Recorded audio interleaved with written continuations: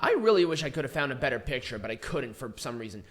Britt Baker defending the AEW Women's World Champion against Tay Conti. It was a good match, but the problem is that it was hard for me to take Tay Conti credibly. Right. As the Right, contender. seriously, right. Now, she was winning matches and she got the opportunity, but once again, all eyes were on Britt Baker. It feels like this feels like the match this was a sleeper. Oh, yeah, this was another sleeper match.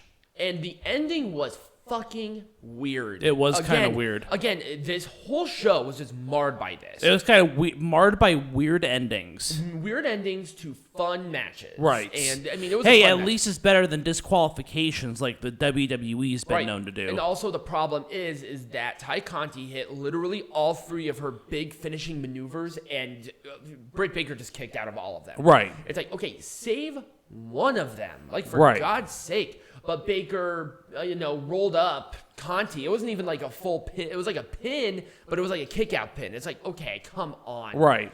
This is WWE style kind of shit. Like, right. Seriously. I get it. A lot of your contenders are in the TBS championship thing, and they're really dragging that thing out, but come on. Yeah, This was kind of shit. All right, Peanut Gallery. I don't know how the fuck we're going to do this, but we're going to somehow figure this out. Let's make this shit majestic again. With this one, I would not have changed a fucking goddamn thing. Nope. Again, first successful example of long-term storytelling. This is exactly what we needed. I probably would have wished that Kenny Omega wasn't as injured as he is, but hey. His work, he took a little too much for his workload. He has no one to blame but himself for it. Hopefully he gets the healing, and hopefully we can see a rematch. Yep. We most likely will. Yep.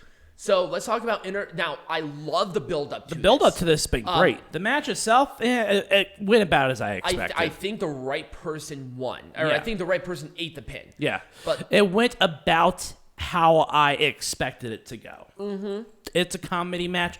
I didn't have the highest expectations for it. I probably would have switched the false count anywhere in this match within the card, and it probably would have been a little more impactful for me personally. I like the touches they did with the Minnesota-based inventions that they... Yes, so that was another thing that we didn't even talk about was they had a bunch of different Minnesota-based inventions that were weapons. Toaster. Like the toaster was invented in Minneapolis. Hockey stick. Hockey's a big part of Minnesota culture. You got, let's see, what else? Oil barrels, big part of Minnesota culture. You got, they just did those little tiny things that just made sense. It's something that AEW is really good at. Yeah. A lot of great attention to detail. Also, I know that Dan Lambert is not a wrestler. He did not take a lot of bumps, but man, you can tell that this guy has a lot of great passion for this business. Oh, yeah. And he's such a great talker. And I loved it that he was in this match. Mm-hmm. He just kind of looked ridiculous, looking like a blueberry. But that's fine. I wouldn't have booked this any different. I probably would have started this program earlier. Yeah. To really hit home about it. But I feel like they did this one right. Yeah.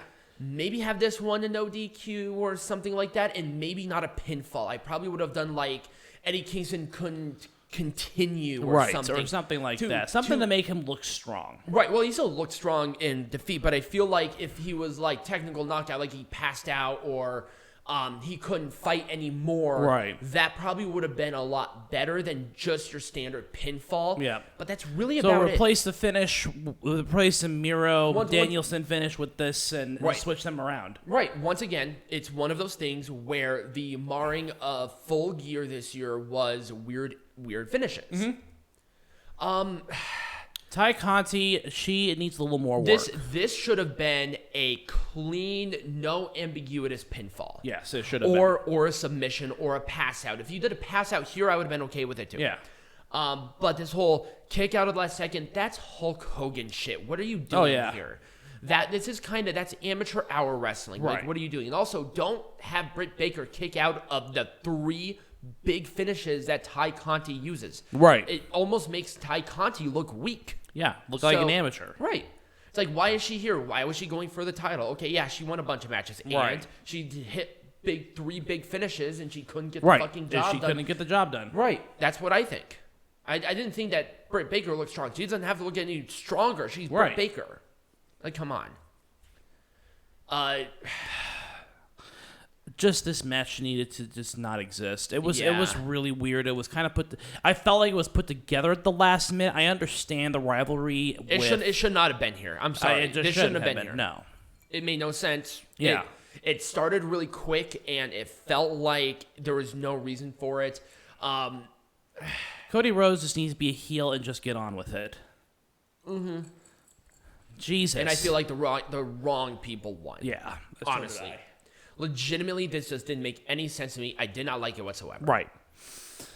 Once again, we would have switched the two, but booking-wise, I probably wouldn't have done anything different because people love this match. Oh, yeah. So I liked it. I thought it was the right stipulation for the right time. Yeah. Just the placement on the card was not the right and I felt like storyline was a little rushed, too. Well, this one was... maybe not as rushed, but it's still, it felt incomplete without Kenny Omega being there. I can see that. I can totally see that. It felt a little incomplete. Right, well, because he was involved with them anyway, so there was no reason for this. Right. Miro and Danielson... Again, there should have been a clean pinfall just so we knew who, just so we had a definitive win. I don't like this because now we're most likely going to see a triple threat with Miro, and it's like, okay, I understand that they had to put somebody here because Moxley is... in rehab. Right. I understand that this was a last-minute decision. And I think that kind of marred a little bit too. Right. Miro cannot lose right now. He's too strong. Right. And if they were going to do this, have Miro win. Right. So, yeah. There we go.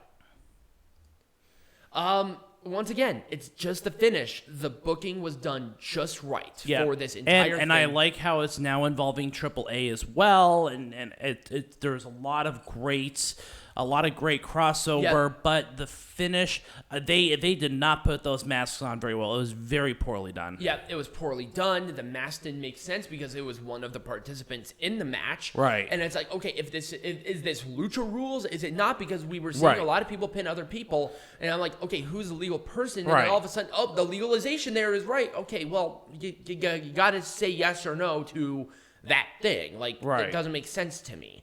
So... Other than the ending, I probably wouldn't have done anything different. No. I like that FTR beat them for the AAA World Tag Team Champions, and I'm excited for the AAA match. Right.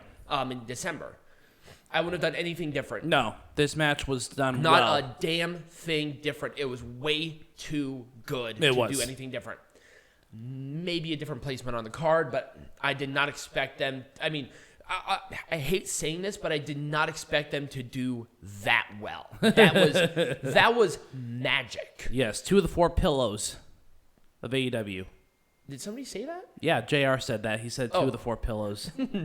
Instead of pillars, pillows. Yeah, it's Egyptian down. And then this one, it was a buy-in. It was a tag team match to fill it. There was not really much I would have done different. All right, so Peanut Gallery. What are we doing next? Well, let's see. Next week, we got Survivor Series, I believe. No, next week is Turning Point. No, I think both of them are. Yeah, it's Turning Point and Survivor Series. It's going to be a really busy weekend. All right, so we have it's probably not going to be a wrestling lesson and a heckling. Nope. But because we got 2 separate brands going. And also, we're going to one of them live, so that's going to eat up a lot of our time for the day. So... we'll probably not do that, but we'll be covering both of those. If you did enjoy this, remember to like this video, subscribe to the channel.